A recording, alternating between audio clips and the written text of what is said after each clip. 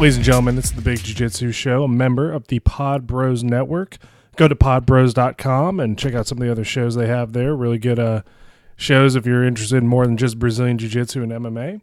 I'm Rob the Lord Humongous, and today I am joined by Tom Deblass, probably one of the more recognized Brazilian Jiu-Jitsu competitors, coaches, and MMA fighters. So, Tom, thanks for being on the show. Thanks for having me, man. Thank you so much. This is kind of a trip to have you on here. You've had like a really big social media presence, it seems. Like every day I see something from you online. Like, is that something you just kind of consciously do or subconsciously do? Yeah, it's like, it's funny. After I won the Worlds in November, I started like really focusing more on like, I've always put out positivity and stuff, but I started like doing some technique videos more. And I started actually making videos where I'm talking rather than just writing statuses. And my good buddy, Todd Schaefer, he writes for Jiu-Jitsu Times, and he and I put together some articles, like it's he and I together actually on the articles, like we collaborate. And it seems that people really like the articles, and then even more so the videos that I put out and just post out personally, like people really like it. And I think because it's coming from I'm really reaching out and trying to touch the everyday person that trains. I say often there's world-class competitors, right? And then there's people who are world-class at motivating. But it's rare that you bring a world-class competitor and a world-class motivator to the same person, and I'm trying to do that. And I really have pure good intentions when it comes to helping people. Like, I know jiu-jitsu changes lives, and I just want to do my best.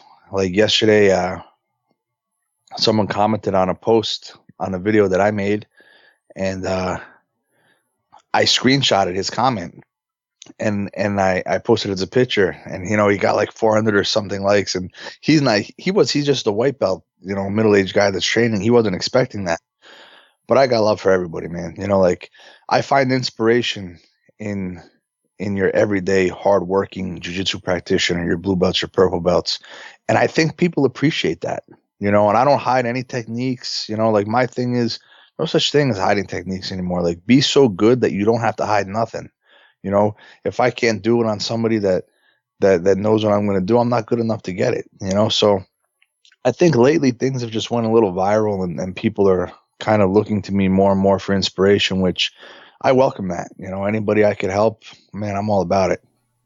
No, it's outstanding, because I do know what you were talking about, because it hit me too. Because like on the podcast, we try to focus on, like you said, everyday people. Those are the guys that really help make jiu-jitsu what it is. And the one where you said, it was the one you said something like, if you're going to roll for competition, give it to the guy who's there for competition. Don't kill the guy that's there because, he wants to do it and he's a 9-to-5 guy and just wants to, do jiu-jitsu, which was something that, a lot of people don't embrace, but I think it's a really good attitude to have for training. 100%. And, I think that's, I think people need to understand that, I mean, everybody can't be a world-class competitor, and their goal should not be to be a world-class competitor, and they shouldn't be trying to keep up with world-class competitors, they should really, and people need to understand that, they bring inspiration to the mats as well. Like your everyday average, so-called average jiu-jitsu practitioner may be a world-class carpenter, a world-class plumber, a world-class painter, a doctor, so there's really no such thing as average. Like, everybody has their skill that's so important, and I think jiu-jitsu is one of the only places in the world that brings that together, and that's just incredible. No, it is, because I what I like about it is that it has all these walks of lives, all this walks of life. Like, if I can even talk, had like 3 or 4 cups of coffee before this. I'm a little all over the place. Okay. But no, it's something that a lot of people, I guess, kind of don't realize, is that it isn't just, every school isn't about killing people, winning competitions. Like, there are people there who just want to do it. Like, they just want to learn jiu-jitsu and accomplish, like, hey, I want to get a blue belt. Hey, I want to get a purple belt. Hopefully they stick around longer than that, but kind of proving to themselves that they can do something. That's why I see Yeah, it as like something amazing with jiu-jitsu. that's the thing. And I think ultimately the black belt, of course, should be everybody's main goal. And the thing is like people, when they first start, they look at some of the black belts and some of the black, like if you look at some of the black belts that are like, associated with me and in my academy, like myself, Ricardo Almeida, Dante Rivera, Gary Tonon, Gordon Ryan. So you're putting all, Henzo Gracie. So they look at black belts and they think all black belts have to be this, but it's not true. You don't have to be a competitor to be a black belt, like you just have to work really hard, and it's so worth it, man. No, and that's something I think, like, not now, but I think a lot of people do or have been losing sight of. Like, when I started, I was like, I don't want to be a world champion. I want to learn it because I'm getting my ass beat by this dude who knows it. So I need to learn. I need to learn it. Of course, man. And that's truly what it's about. What got you started into jiu-jitsu? Like, how did you find it, and what made you want to continue doing it? I was actually a really competitive long jump. I was much smaller. I was one of the best in the state in the long jump in track and field in high school, and I tore all the ligaments in my ankle in college, so I couldn't jump anymore. But I needed to compete, and I was like an aggressive kid, but never a bully. Like I never looked for trouble. I would just never back down, and I would always stick up for people getting bullied, So I'd always look for, man, like I didn't have it in me to walk away. I had that aggression in me. Been through a lot in my life, and I needed to just channel that. I needed something to focus on. I have a very addictive personality, so I'm addicted to jiu-jitsu 100%. If I wasn't addicted to jiu-jitsu, I don't know what I'd be addicted to. So I found jiu-jitsu like the only thing that like it could just challenge me every friggin' day, man, to where some people, they get discouraged with the challenge. Me, I'm like, holy shit, like how could I ever walk away from something that just constantly intrigues me and challenges me and forces me to think outside the box and make me a better person? Like this is a sport like no other, And I found that I was around 19 or 20. I found Kurt Pellegrino, and then I started training with Ricardo Almeida. Kurt moved to Florida. I stayed with Ricardo, and then, Ricardo awarded me all of my belts: blue belt, purple belt, brown, and black. I've been with him now for 14 years. Wow. At any point, though, did you ever just want to say, yeah, fuck it, I don't want to do this anymore? Or was it just that not obsession, like addiction to it? That just is what kept you going? Addiction. I mean, I've had discouraging moments, I posted a status the other day about when I was a blue belt, I wanted to quit because I lost the competition. I was just so pissed.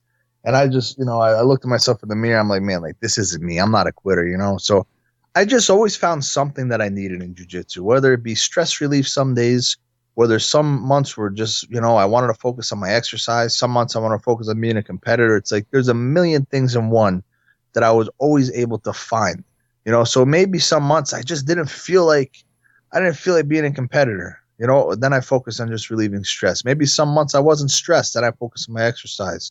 Maybe I was already super fit that month. I really didn't need to worry about my exercise, and I focus on being a competitor again. So I always found a way to make it work for me.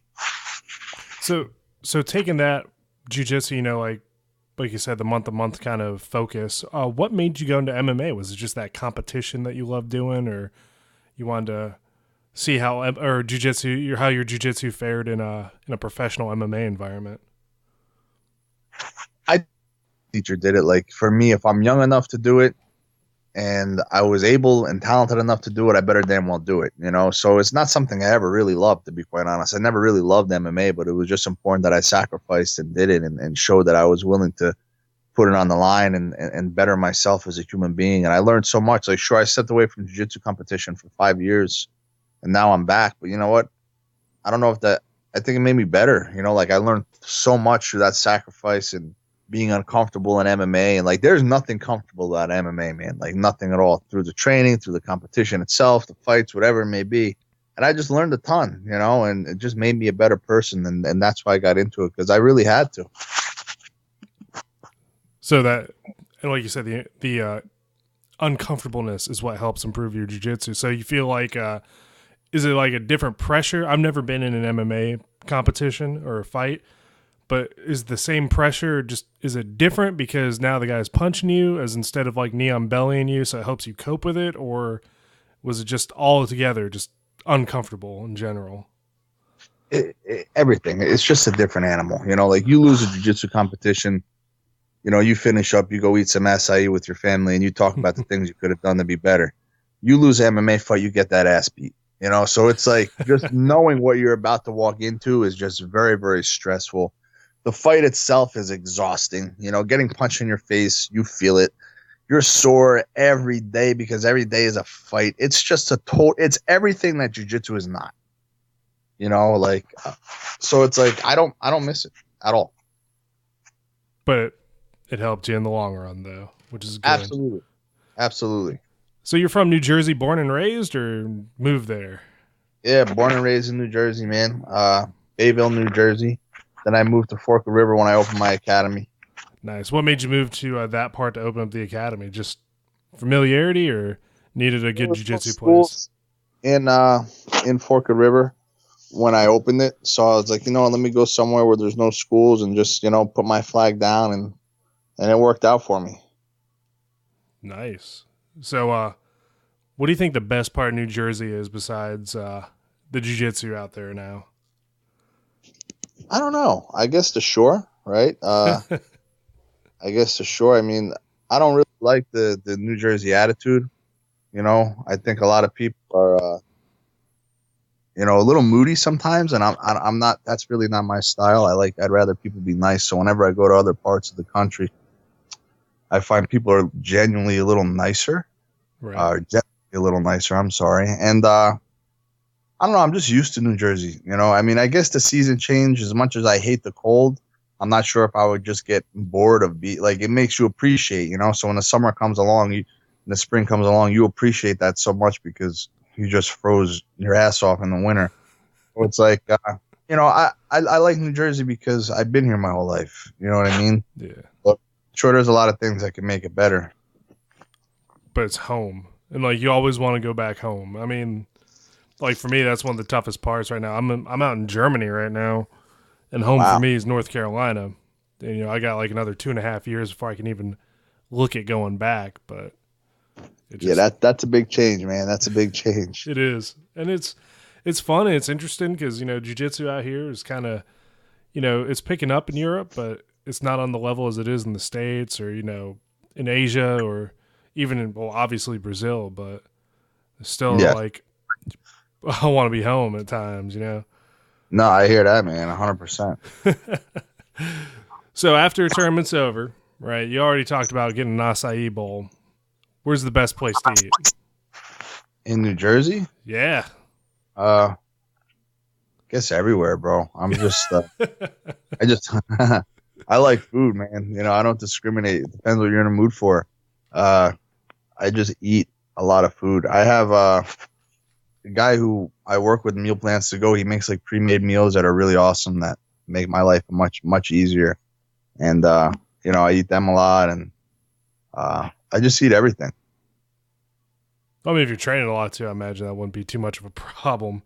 It's also like just having bad diet for me, but yeah, I mean, diet's so important, man. And a lot of people don't realize that. You know, it's like what you eat is truly gonna make you or break you, man. Like you don't no matter how much you work out, if your diet's bad, you're in trouble. You know.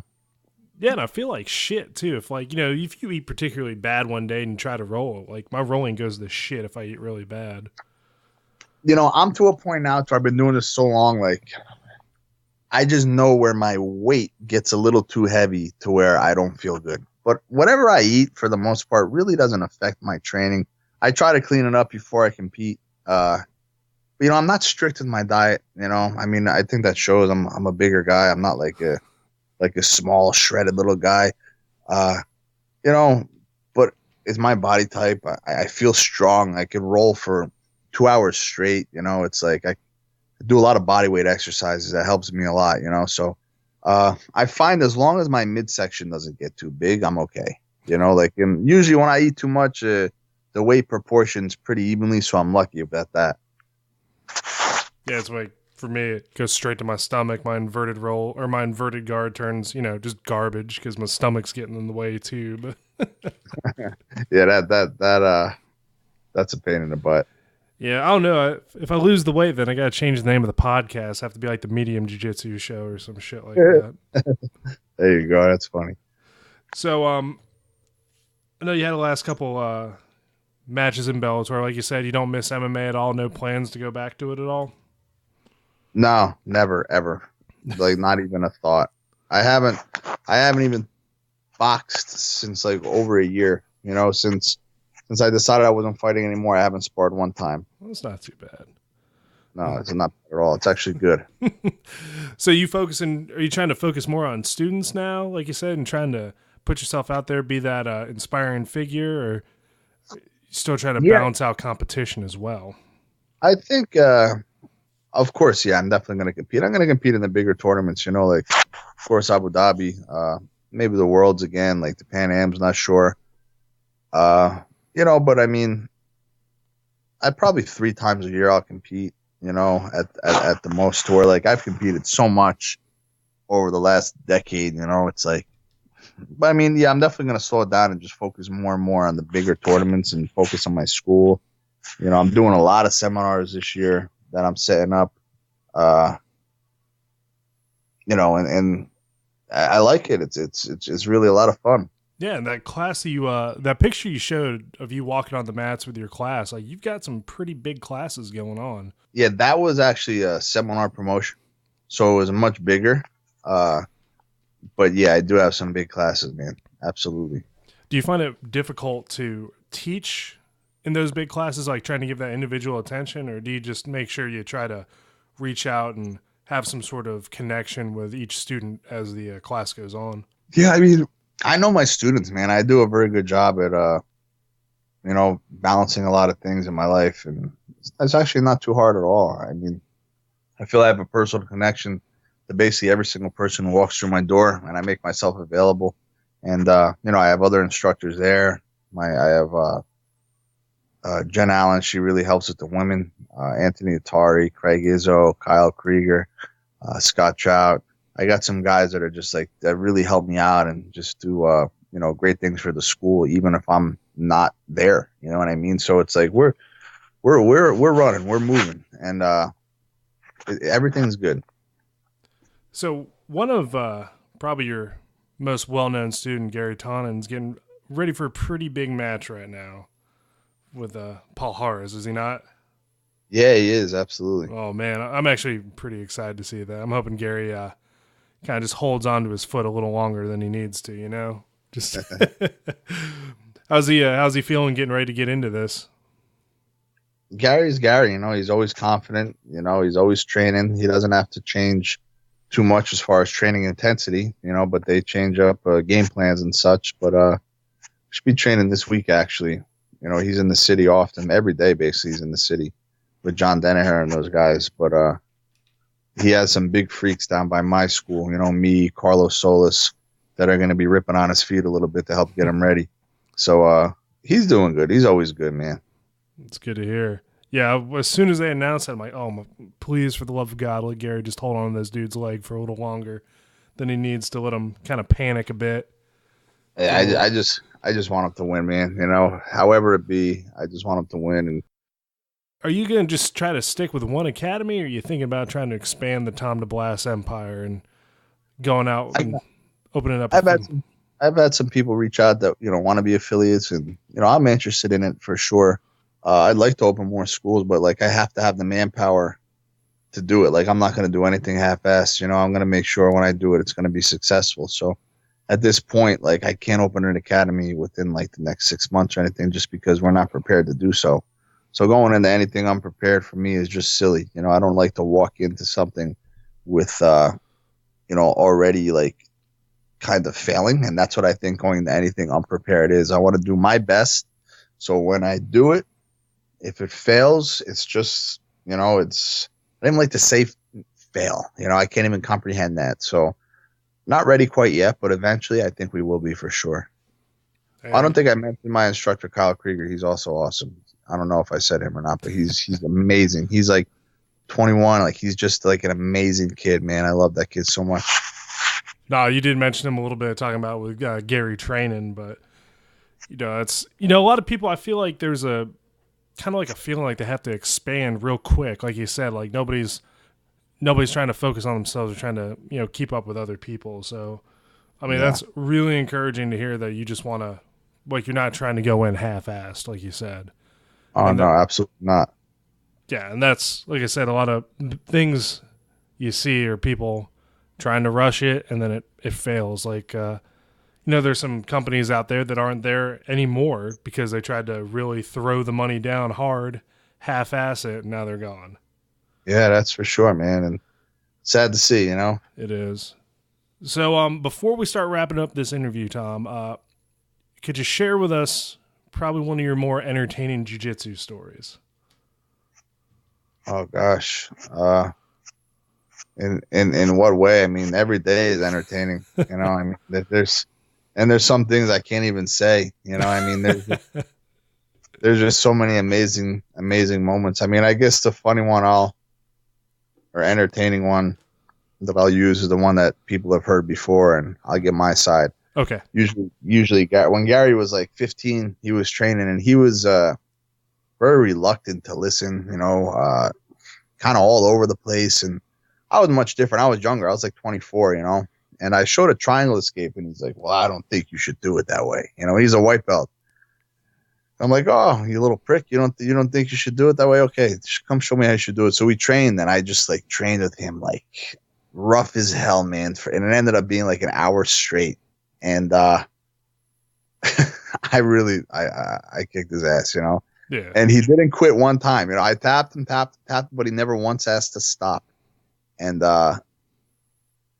that's when I realized Gary was something special. Like he had that grip, man. He had that heart, and he wanted it. And ever since that day, I never treated Gary like I treated everyone else. I always was tougher on him, and I always was in his ear saying certain things, reminding him that he could be the greatest. And that was just a funny story that I absolutely dismantled him. And he tried to, he says that it could have been child abuse if it was on film, and possibly it could have, but it was for a good reason, and it worked out okay. Yeah, I think in the end it turned out just fine. It was martial arts school, whatever. I mean, as long as you're not like hold him up and punch him in the stomach or anything. No, there was no punches and no striking. None of that. I mean, listen, man, I've taken more ass whoopings training than I've given, and I've given a lot of ass whoopings. But coming up through the ranks, man, like I've, I got a lot of butt kickings. Nothing wrong with that. Butt kicking always gives you a little bit of character and makes you appreciate stuff. That's for sure. Absolutely, man, for sure. All right, Tom. So before we wrap it up, would you like to give a shout out to anybody, sponsors, teammates, schools, whatever? The floor is yours. Just Ocean County Jiu-Jitsu, man. Love you guys, and let's keep going to the top. Let's keep building it. And everybody around the world, if you're listening, just train hard, man. Have faith, belief, and have fun with it. That's it. Sweet. Tom, you know what? This is probably one of the interviews I'm very excited for. Wanted to get you on the show, and thankfully we could. So really do appreciate you coming on, giving some insight, talking about jiu-jitsu, and you especially talking about, the everyday man in jiu-jitsu. That's something we try to focus on as well. So we really do appreciate it. I really appreciate you guys having me, man. Have a great day. You too. So, ladies and gentlemen, once again, this has been the Big Jiu-Jitsu Show. I'm Rob the Lord Humongous. Visit our webpage, bigjujitsu.com. Click on the Amazon banner at the top if you want to buy something crazy. Like, I don't give a shit what you buy. Just buy something. It'll help us out. You're not going to have to pay anything extra. But you make it so my wife won't divorce me because I've run up our credit card bill. Also, you can buy a Big Jiu-Jitsu shirt, and don't forget to go to podbros.com, check out the podcast network that we're a part of, and we will see you all next week.